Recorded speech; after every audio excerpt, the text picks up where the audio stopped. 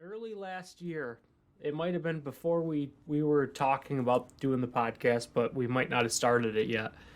There was a project that we had to do, and I told them I needed 2 weeks. They gave me a week to get it done.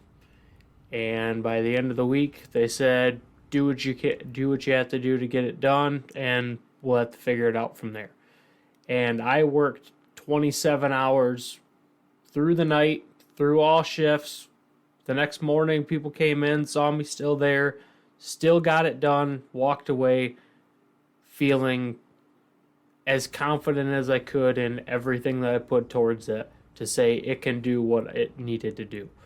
And when I was asked why the hell I did it, it's because I was told I needed to get it done. I take pride in saying that I can get things done, and it didn't take anything from me to put that effort in to stick around, put the time in, and make sure the job got done.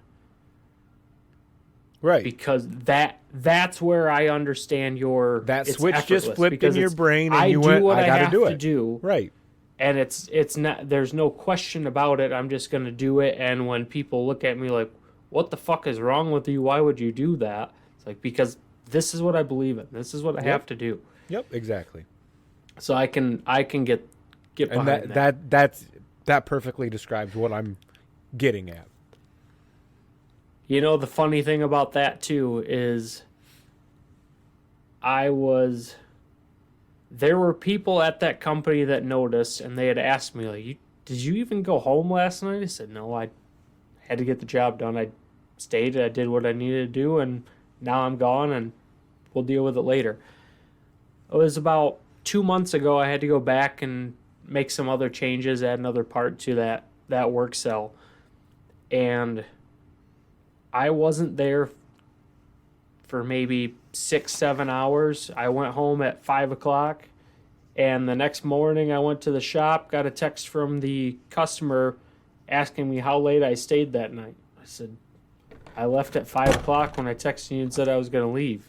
He said, "Oh, well, it hasn't stopped running, and we had all the maintenance guys said that you stayed overnight and you supported us the entire time." Like, well, damn, I guess I left an impression that people just assume that I'm going to stick around that whole time now. But no, I can understand where you're coming from now with it being effortless. But leading up to building that much passion towards something doesn't come effortless. It takes time to build that No. passion towards something, but Right. And yeah, in being an inspiring leader isn't something by us talking about can you really teach. We have some things that you can do to help you be inspiring, but if you'll notice as we talk about them, it's not really a concrete thing.